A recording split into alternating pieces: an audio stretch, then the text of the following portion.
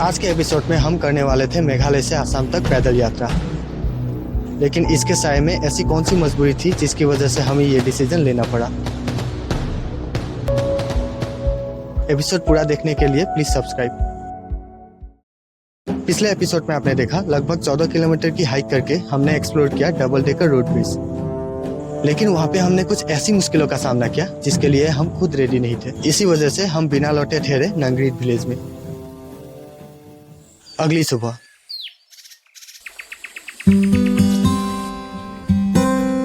एक सुकून और ठहराव वाला माहौल। सुबह के वक्त हम नंगरीट विलेज से वापसी कर रहे थे सोहरा की ओर, क्योंकि वहां से हमें जाना था टाउकी। कुछ और ना सही, लेकिन इस गांव के बच्चों के मुस्कान भरी अलविदा ही हमारे लिए एक खास तोहफा था। मेघालय, जहाँ कभी भी बारिश शुरू हो जाती है, चलो, लेकिन उसकी परवाह ना करते हुए बच्चे पूरी तरीके से खेलने में बिजी थे। मेघालय की डेस्टिनेशन प्लेसेस को छोड़ के रास्ते से क्या दिखाई देता है? बचाओ। शायद इसके बारे में हमें कुछ भी बताने की जरूरत नहीं।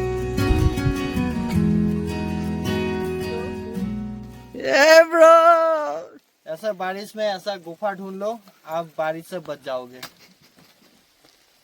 बारिश की मात्रा अब कम हो रहा है धीरे धीरे, लेकिन हम कहीं पे भी आग जला सकते हैं। आज रात को भी हम पानी में आग जलाने वाले हैं, तो इसीलिए आप हमारे साथ बने रहिए। पूरा नशे में है ब्रो, तो एडिटर वीडियो को काट कर देना।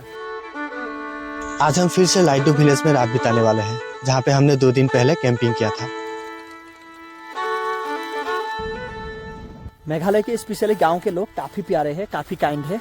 हालांकि कम्युनिकेट करने में थोड़ा सा प्रॉब्लम होता है, क्योंकि ये लोग अपने लोकल लैंग्वेज ही बोलते हैं, लेकिन मैं भी दिल से बोलता हूँ, वो लोग भी दिल से सुनते हैं, तो दिल के थ्रू एक कम्युनिकेशन बन जाता है। फिलहाल मैं और रोको हम दोनों इस गांव को एक्सप्लोर कर रहे हैं, क्योंकि हम दोनों को नेचर बहुत पसंद है। लेकिन रोको के साथ आज हमारा लास्ट डे है, क्योंकि कल हम उसको अपने गाँव तक पहुँचाने वाले हैं।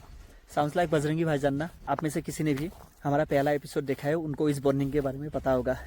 वेल, पता नहीं कैसे मैं इसे गुड बाय कह पाऊंगा।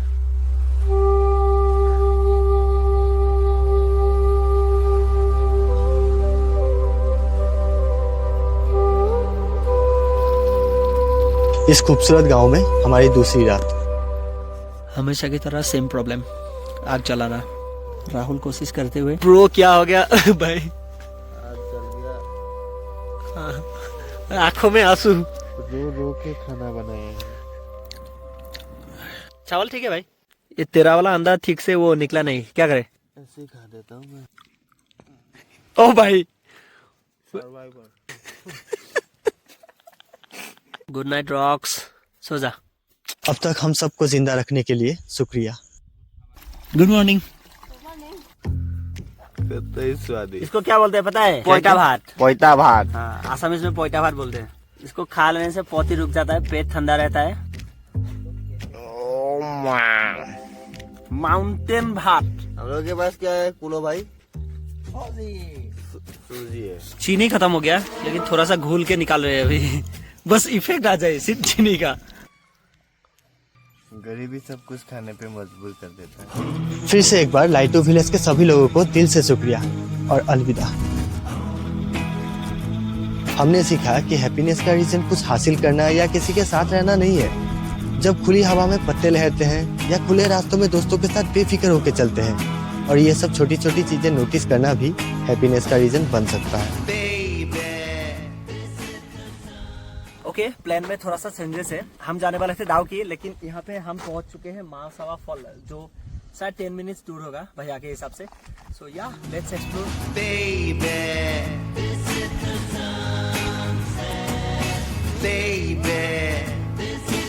पहुंच गया। कौन सा?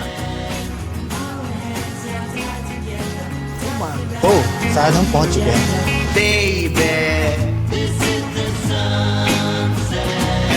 सच ये है कि कल क्या होने वाला है उसके बारे में हम ज्यादा नहीं सोचते, और ये वीडियोस बनाना एक बुक में अलग अलग कहानी लिखने जैसा है, जिसको हम कभी भी पढ़ के या देख के उस पास के पलों को फिर से जी सकते हैं।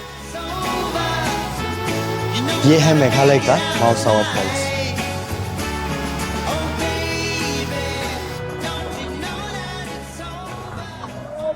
और धुन निकलेगा, ये सुनिए। सारे गाना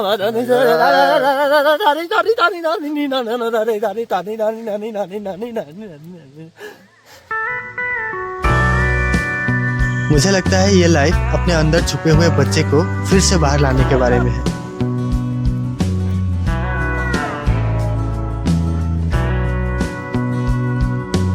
बाय द वे, लाइफ में कभी कभार बकचोदी करना भी जरूरी होता है।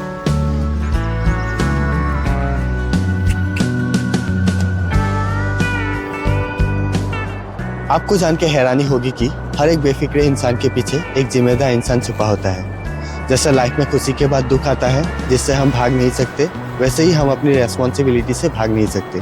और इस वक्त हमारी रेस्पॉन्सिबिलिटी थी रोको को अपने घर तक पहुंचाना।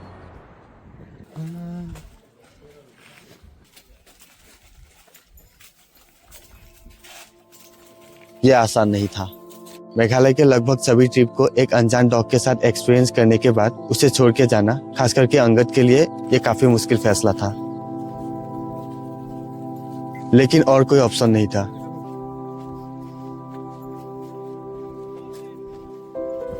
कौन है रे तू? बट लुक, रोको इज बैक। क्या एक खुशी की बात थी या एक प्रॉब्लम की शुरुआत? पता नहीं ये जा क्यों नहीं रहा है अपना घर। रोको को हर जगह लेके जाना पॉसिबल नहीं था क्योंकि गाड़ी में डॉग्स को कोई भी अलाउ नहीं करता। सो हमें मेघालय के पूरे जाने के प्लान को कैंसिल करके उसे अपने साथ घर लेके आना था। और हाँ, ये रोको की चॉइस थी। आज के सफर में हम लोगों के साथ जाने वाले हैं मेघालय टू असम, लेकिन पैदल, और कोई ऑप्शन नहीं है। We can do it buddy। क्या लगता है राहुल, हो पाएगा? पिछले ट्रैक की वजह से पूरा बदन भी दुख रहा है, लेकिन क्या करें, इसे छोड़ के भी तो नहीं जा सकते। हमारा पहला मंजिल है Shillong, 49 kilometre. Let's do it buddy। आज का डेट है मार्च 23 और टाइम है 4:20। Let's see Meghalaya to Assam ऐसे पैदल चल के जाने में कितना दिन लगता है। फैसला तो कर लिया, लेकिन उसको साथ में लेके जाना ही एक चैलेंज था। क्योंकि रोको गांव में पला बड़ा डॉग था, इसलिए हाईवे पे गाड़ियों के बीच चलना उसके लिए मुश्किल हो रहा था। इस चीज को ध्यान में रखने की वजह से हमारी रफ्तार भी धीमी हो चुकी थी।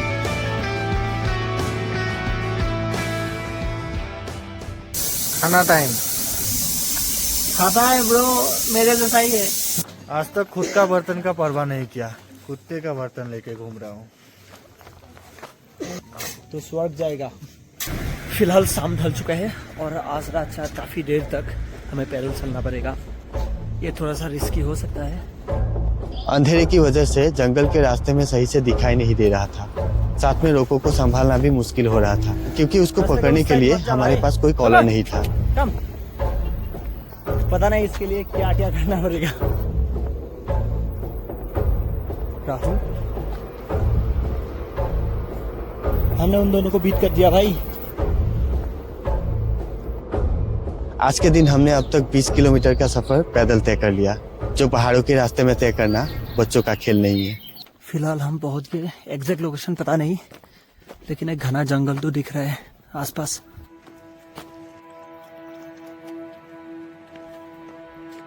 जितना समय बीत रहा था उतना ही रोको के लिए खतरा बढ़ रहा था। ये आज तक का सबसे अजीब एक्सपीरियंस है। इसलिए जल्द से जल्द हमें रहने के लिए जगह और पानी ढूंढना था। हाँ? असम से ब्रो पानी मिल गया। चलो भाई, thank you. Okay guys, dinner time. पोर्की। अब क्या करें भाई, थम भी भर रहा है। आगे जाना सही नहीं होगा भाई, यहीं पे आज सो जाते हैं, सवेरे होते ही निकल जाएंगे। एक सुनसान बस स्टॉप पे आज हम रात बिताने वाले थे। ये डरावना था। बस आज की रात जैसे तैसे कट जाए।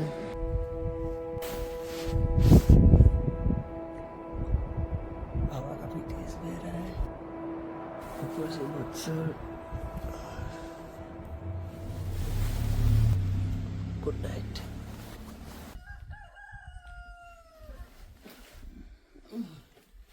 रेडी। इतना बुरा एक्सपीरियंस मैंने कभी नहीं किया। हवा इतनी तेज और ठंड थी, हम में से एक को भी थोड़ा सा भी नींद नहीं आया।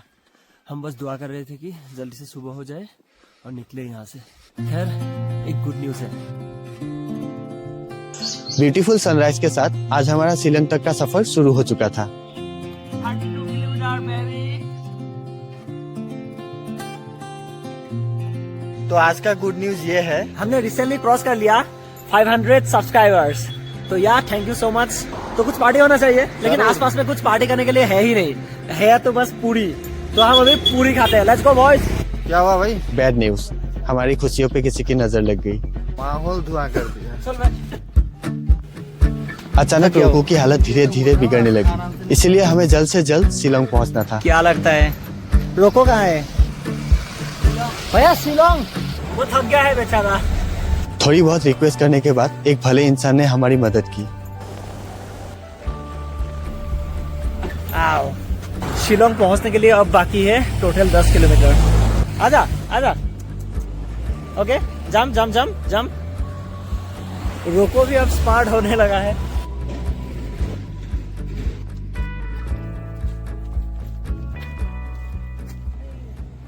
माउंटेन कुकुर। इतने ट्रैफिक में इसे बिस्किट खिला खिला के लाना पड़ रहा है, नहीं तो ये गाड़ी के नीचे आ जाएगा।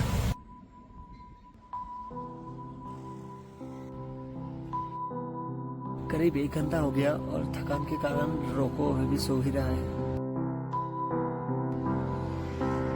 रोको उठ जा भाई। अनफॉर्चुनेटली रोको खुद चलने की हालत में नहीं था और उस वक्त हिचहाइकिंग भी नहीं मिल रही थी। हम शिलोंग पहुंचने वाले थे और एक जानवर के लिए फिर से शिलोंग से गुवाहाटी तक जाना पॉसिबल नहीं था। तो चैलेंज के भार में पहले इसे सही सलामत आसाम पहुंचाना जरूरी था। एक्चुअली रोको हमारे साथ पैदल बहुत दूर तक चला आया। बहुत दूर आने की वजह से शायद वो कमजोर पड़ चुका है, इसलिए हमें अंगद के साथ उसे भेजना पड़ा। हम अंगद के बिना एक्सप्लोर करने वाले थे, लेकिन रोको का ख्याल बार बार आने की वजह से हमने भी वापस लौटने का फैसला किया।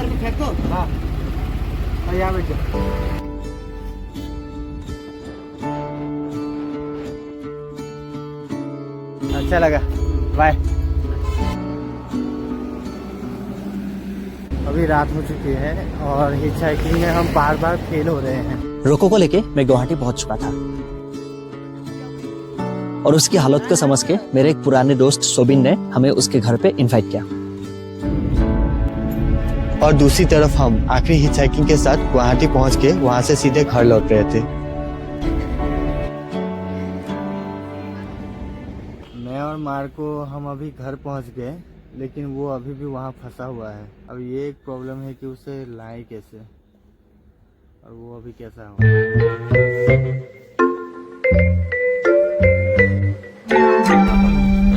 रोको खाना पड़ा तक तो आ गए, लेकिन अब प्रॉब्लम ये है कि यहाँ से तेजपुर तक कैसे लेके जाएं। शायद रोको की किस्मत ही अच्छी थी, क्योंकि इतने लोगों की भीड़ में पता नहीं गाड़ी वालों ने क्या सोच के इसे लाने के लिए अलाउ किया। तो इस तरह से रोको की एंट्री हमारे लाइफ में हुई।